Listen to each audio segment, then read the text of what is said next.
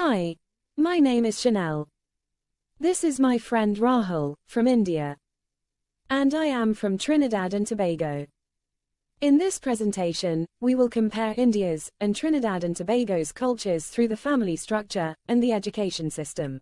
Hey Chanel, I've been thinking about how different our family systems are. It's fascinating when you consider how much family structures contribute to society's stability. What's it like in Trinidad and Tobago? You're right, Rahul, family systems play a huge role in shaping society.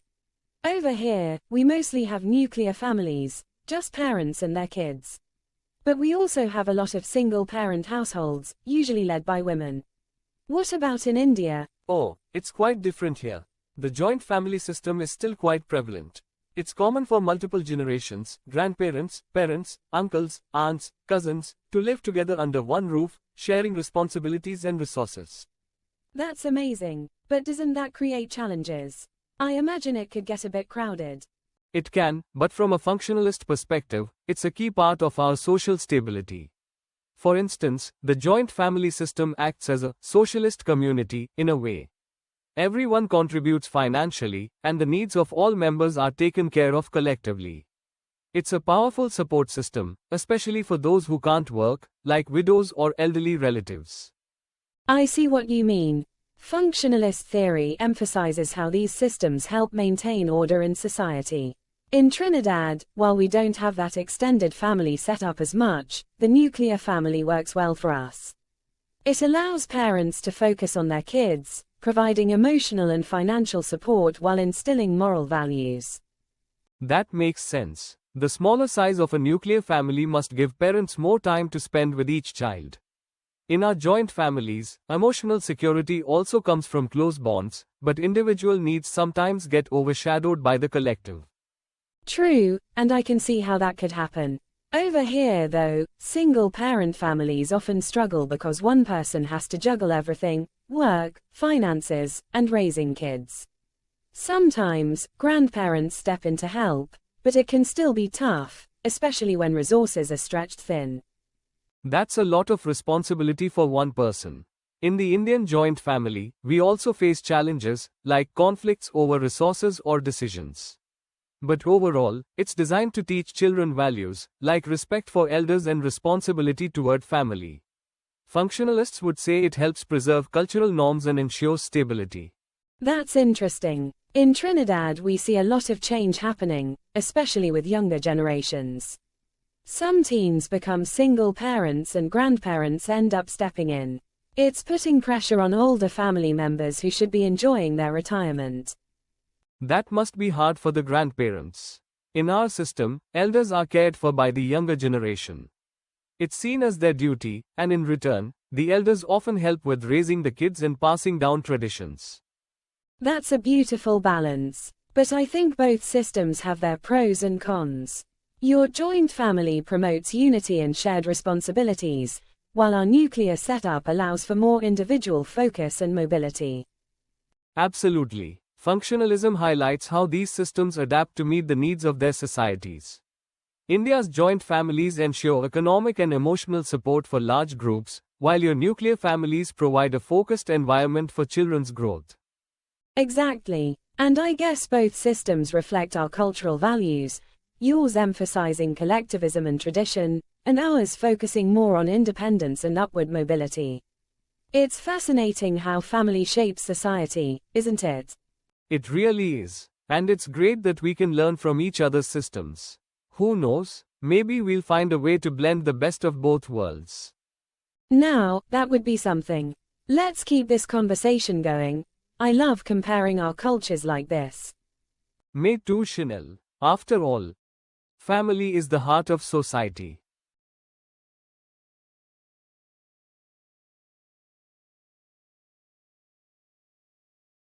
Hello everyone, I am Ravi and this is Sophia. I am from Kolkata in India and Sophia is from Trinidad and Tobago. You may have heard of the Kolkata Knight Riders, where a lot of West Indian cricketers play in the IPL tournament.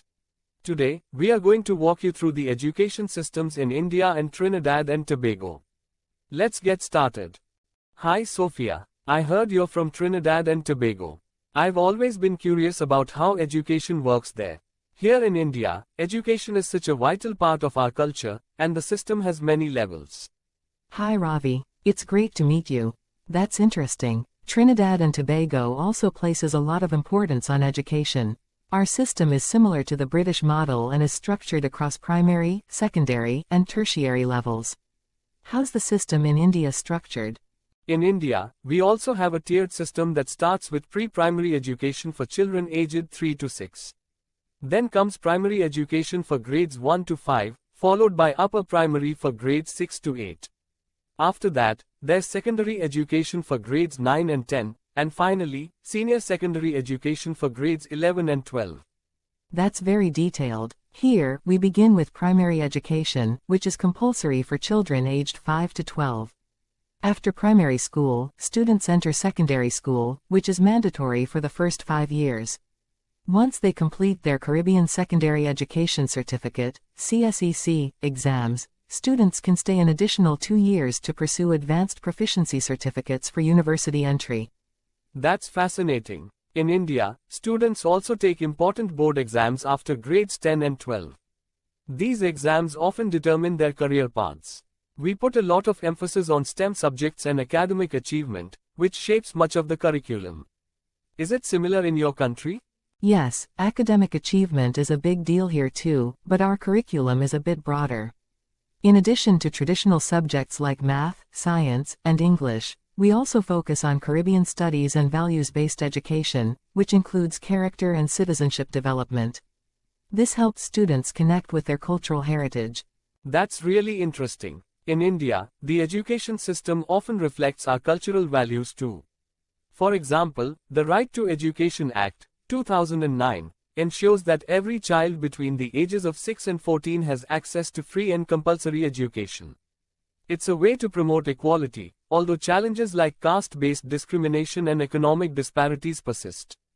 I admire that a lot. Education should definitely be accessible to everyone. In Trinidad and Tobago, education is also free, from primary school all the way to university for undergraduates. Our literacy rate is over 98%, so it's clear that this investment in education helps ensure social stability and equality. It's fascinating how education helps shape societies. Using the functionalist theory, education in India can be seen as a tool for social integration. It spreads cultural norms, fosters discipline, and prepares students to contribute to society. For instance, standardized exams not only test knowledge but also instill a sense of achievement and social responsibility. Absolutely. Functionalism applies here as well. Our system also teaches shared values, such as community and respect, through subjects like values and citizenship education. This creates a sense of unity in a diverse country like ours, which is critical for maintaining social harmony. That's such a good point. In India, the hierarchical nature of education, like transitioning from secondary to senior secondary levels and then to higher education, helps define career paths. It also reflects the social structure, where education is a way to move up the ladder. However, functionalism also shows the dysfunctions of education, like how inequalities based on caste or gender can persist. Inequalities exist here too, but I think our focus on cultural studies and free education helps bridge some of those gaps. For example, by learning about our colonial history and Caribbean identity, students develop pride in their heritage, which contributes to national unity. I'm sorry. Give me a moment to stretch my back as I think I ate too much for lunch. Oh gosh, I feel you eat too much of that curry chicken. In the Caribbean we curry much more different from India and we like it with plenty pepper. But let me not distract you from what you were about to say. One of the big challenges in India is ensuring quality education across urban and rural areas. Many private schools offer better facilities, but government schools cater to the majority of the population. This creates a gap that's hard to bridge.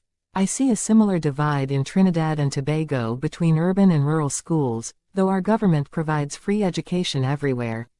Another challenge we face is that students put immense pressure on themselves to perform well in exams like the Secondary Entrance Assessment and CSEC exams. Oh, exam pressure is huge here too. The competition for university seats is intense. But one positive trend is the introduction of the National Education Policy, which promotes holistic and skill-based learning instead of rote memorization. That sounds promising. We're also trying to modernize our education system by integrating technology and improving teacher training. It's interesting how both our countries recognize the role education plays in building not just individuals but entire societies. Exactly. Education isn't just about academic success, it's about fostering values that contribute to social stability. Whether it's through promoting equality, preserving cultural heritage, or preparing students for the workforce, education remains central to the development of any nation. I couldn't agree more. It's amazing how our systems are different but share the same goal: shaping responsible, informed citizens who can contribute to the progress of their societies. Well said, Sophia. Let's hope we can continue learning from each other's experiences to improve education for future generations. Absolutely, Ravi. Here's to the power of education.